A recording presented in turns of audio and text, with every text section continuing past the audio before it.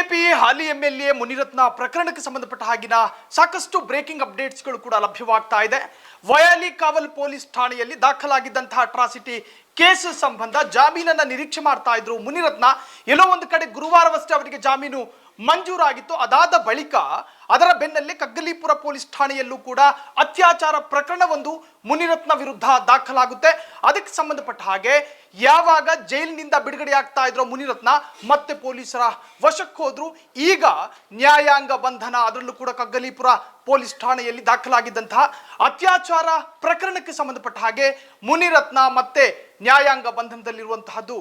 ಒಂದು ಕಡೆ ಗುತ್ತಿಗೆದಾರನಿಗೆ ಬೆದರಿಕೆ ಪ್ರಕರಣ, ಮತ್ತೊಂದು ಕಡೆ ಸಾಕಷ್ಟು ಆಮಿಷ ಒಡ್ಡಿರತಕ್ಕಂತಹದ್ದು, ಇನ್ನೊಂದು ಕಡೆ ಅತ್ಯಾಚಾರ ಪ್ರಕರಣ. ಈ ಎಲ್ಲಾ ಪ್ರಕರಣಗಳು ರಾಜರಾಜೇಶ್ವರಿ ಕ್ಷೇತ್ರದ ಬಿಜೆಪಿಯ ಹಾಲಿ ಎಂಎಲ್ಎ ಮುನಿರತ್ನನಿಗೆ ಕಂಟಕ ತರುತ್ತಾ ಎನ್ನುವಂತಹದ್ದು. ಈಗಾಗಲೇ ಬಿಜೆಪಿಯ ಸಾಕಷ್ಟು ನಾಯಕರ ವಿರುದ್ಧವೂ ಕೂಡ ಇದೇ ಮುನಿರತ್ನ ಷಡ್ಯಂತ್ರವನ್ನ ಹೂಡಿದ್ರು ಎನ್ನುವಂತಹ ಆರೋಪ.